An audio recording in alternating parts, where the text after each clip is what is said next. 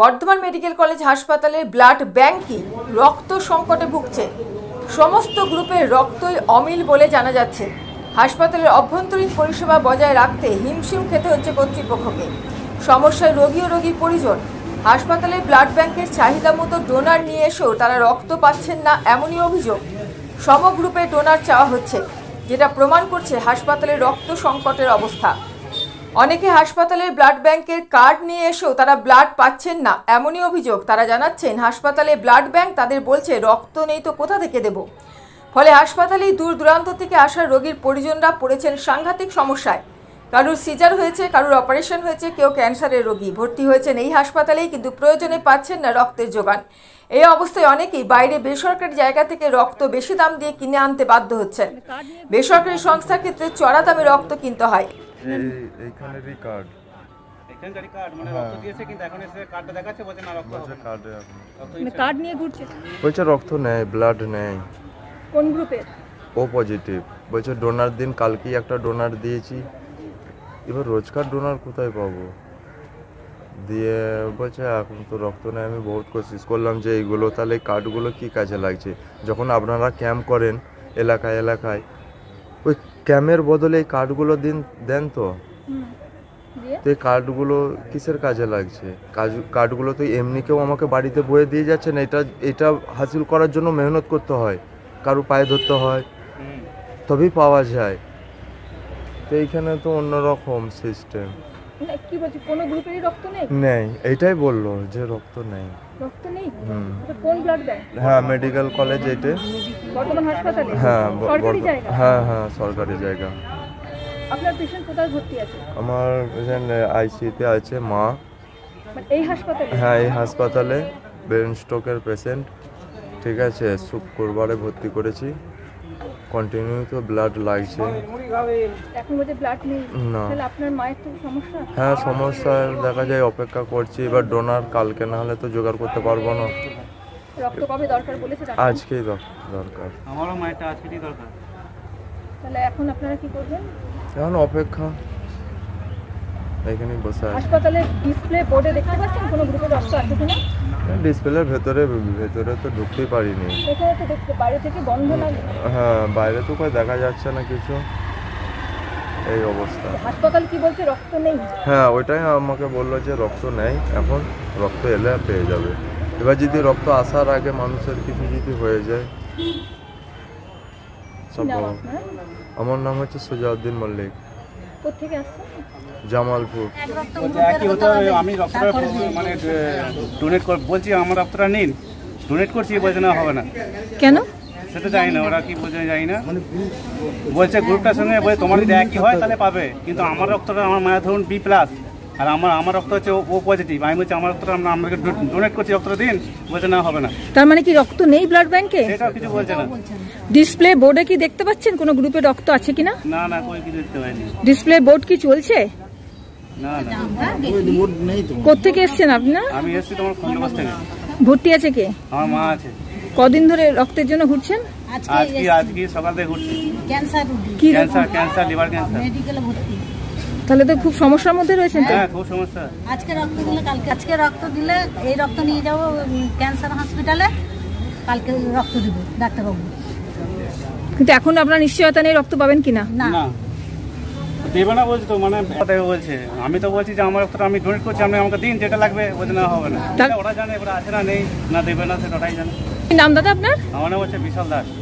এদের মধ্যে উপায় করে নিচ্ছেন কিভাবে? হ্যাঁ, ওই ভাইয়ের ও পজিটিভ আর ওনার মায়ের লাগবে বি পজিটিভ। এবারে আমার কাছে কার্ড আছে, বাইরে যাই দেখি বি পজিটিভের যদি রক্ত পাই ওনাকে দিয়ে দেবো, আর ওনার ও পজিটিভ আমার মাকে দিয়ে দেবো। মানে আপনারা নিজের থেকে এটা ঠিক করবেন? হ্যাঁ, এবার যদি হয় তবেই হবে, যদি পাওয়া যায় তবেই হবে, না পাওয়া গেলে কিছু করার নেই। এইগুলো এই ব্যাংকেরই কার্ড, রক্ত নাই তো কোথা থেকে দেবো? মধ্যে এক্সচেঞ্জ করে নিচ্ছেন? হ্যাঁ হ্যাঁ, ওনার মায়ের লাগবে, তোমার যেটা লাগবে ওটা আমি দিচ্ছি, ও পজিটিভ লাগবে, আর আমার মায়ের লাগবে বি পজিটিভ, ওটা ওনার ওখান থেকে ব্যবস্থা করে দিচ্ছে। এইভাবেই করতে হবে, কি করে? উপায় হলো নিজেরাই করলেন? হ্যাঁ হ্যাঁ।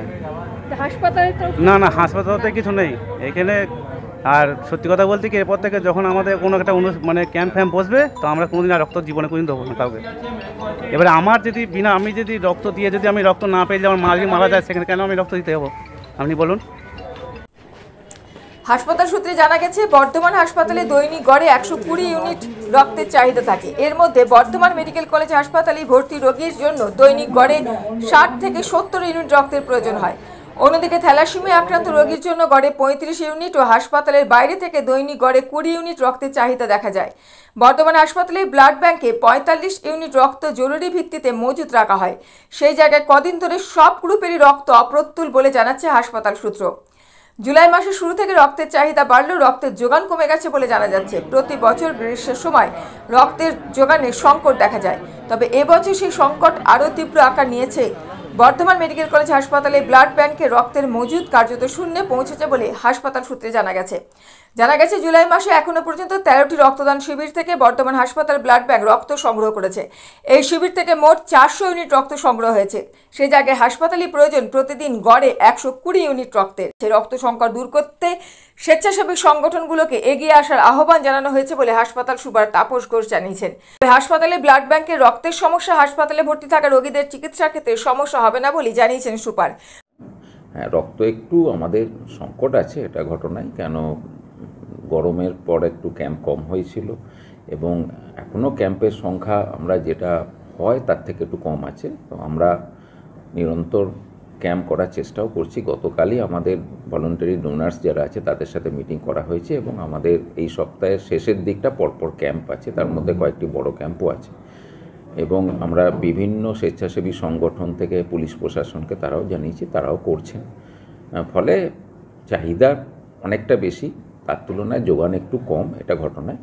কিন্তু রক্ত পাচ্ছেন না তা নয়, রক্ত পাচ্ছেন, হয়তো একটু অসুবিধা হচ্ছে। আর কিছু কিছু আমাদের গ্রুপ যেগুলো একটু কম আছে সেগুলোর ক্ষেত্রে আমরা বিশেষ করে বাইরের যদি কোনো পেশেন্ট থাকেন কোনো বাইরের নার্সিংহোম বা বাইরে কোনো চিকিৎসা প্রতিষ্ঠানে, তাদেরকে আমরা বলছি একটু সেম গ্রুপ ডোনার আনার জন্য আপাতত আমাদের সংকটটা কাটানোর জন্য। আর হসপিটালে কিন্তু আমাদের এক্সচেঞ্জ ট্রান্সফিউশন করতে খুবই কম হচ্ছে, কেন আমাদের যা স্টক আছে আমরা হসপিটালকে সর্বদাই আগে দেওয়ার চেষ্টা করি এবং তাছাড়া থ্যালাসেমিয়া বা হিমোফিলিয়া যে ধরনের পেশেন্ট থাকেন তাদেরকে আমরা ডোনারের ব্যাপার বলছি না, কারণ আমাদের হসপিটাল স্টক থেকেই দেওয়া হচ্ছে। বাইরে দেখা যাচ্ছে পেশেন্ট পার্টিরা নিজেদের মধ্যে এক্সচেঞ্জ করছেন, কারণ তাদেরকে ব্লাড ব্যাংক থেকে বলা হচ্ছে যে রক্ত নেই। এরকম চিত্র আমরা ধরা পড়েছে আমাদের, কারণ ব্লাড তারা বলছেন যে ব্লাড ব্যাংক থেকে তাদেরকে বলা হয়েছে যে রক্ত নেই, অতএব আমরা দিতে পারছি না। তাই তারা যারা ওখানে পেশেন্ট পার্টি রয়েছেন তারা নিজেদের মধ্যে এক্সচেঞ্জ করতে বাধ্য হচ্ছেন। এই অবস্থাটা কি? না, আমি তো ধরুন আমি কাল পর্যন্ত আমরা মিটিং করেছি, এই রকম চিত্র তো আসার কথা নয় এবং আমার কাছেও কোনো রকম কোনো পেশেন্ট পার্টি এসে কমপ্লেন করেননি যে এরকম তারা সমস্যার মধ্যে পড়েছেন। তবুও আপনারা যখন বলছেন আমি এই ব্যাপারটা নিশ্চয়ই খোঁজ নিচ্ছি। তবে এই সংকটও কেটে যাবে, আশা করছি এই সপ্তাহ শেষ করেই কেটে যাবে, কারণ প্রায় 3-4টে বড় বড় ক্যাম্প আছে। আর একটু বৃষ্টিটা এই কদিন একটু গরমের জন্য একটু যারা ভলান্টিয়ার ব্লাড ডোনার্স তারা একটু পিছিয়ে এসছে, অনেক ক্যাম্প ছিল তারাও ক্যান্সেল করেছে, তো সেটা আবার রিশিডিউল করে সামনের সপ্তাহ তো হবে। এরকম হয় প্রতি বছরই এবং এই সংকটও কেটে যাবে, কেন এই ব্লাডের অসুবিধার জন্য কোনো রক্ত মানে আমাদের অপারেশন বলুন বা এত লেবার পেশেন্ট রয়েছে, এত সিজার হচ্ছে, কোনোটাই আমাদের হ্যাম্পার্ড হয়নি, আমরা চালিয়ে নিচ্ছি। হ্যাঁ, যদি বলেন যে একদম প্রচুর থাকলে যেমন একটা তার মানে ওই আর কি সংসারে টানাটানি থাকলেও সেটা মানিয়ে নিতে হবে, আবার যখন সচ্ছলতা থাকবে সেটাও মানিয়ে নিতে হবে, তো আমরা মানিয়ে নিচ্ছি, আমরা কাটিয়ে উঠবো। অনেকগুলি ক্যাম্প আমরা দেখলাম রাজনৈতিক নেতৃত্বদের তরফ থেকে করা হলো, তারা কি বেসরকারি জায়গায় বা পার্সোনাল ব্লাড ব্যাংকে দেওয়ার জন্য কি বর্তমান হাসপাতালে ব্লাডটা এলো না? এটা কি একটা সমস্যা? যারা এখন ক্যাম্প করছেন তারা বর্তমান সরকারি যে ব্লাড ব্যাংক তাদেরকে দিচ্ছেন না, তারা অন্য বেসরকারি, এটা কি একটা সমস্যা? দেখুন, যারা রক্ত দান করবেন তারা কোথায় রক্ত দান করবেন সেটা আমাদের এখতিয়ারে নেই, তবে আমরা সর্বদাই অ্যাপিল করতে পারি। কালকেও আমাদের স্বাস্থ্য ভবন থেকে আমাদের রক্ত সঞ্চালন সংক্রান্ত যে অ্যাসিস্ট্যান্ট ডিরেক্টর উনিও এসেছিলেন, উনিও ভলান্টারি ডোনার্স অ্যাসোসিয়েশনের সাথে কথা বললেন।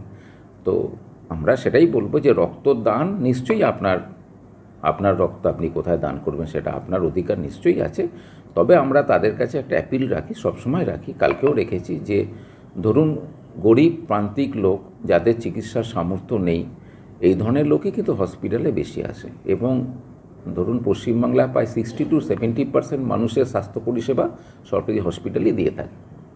সুতরাং আমি যখন রক্ত দান করছি আমি একটা মহৎ কাজ করছি, সুতরাং সেই মহৎ কাজটা যেন মহৎ উদ্দেশ্যে ব্যয় হয় সেটাও আমরা দেখব।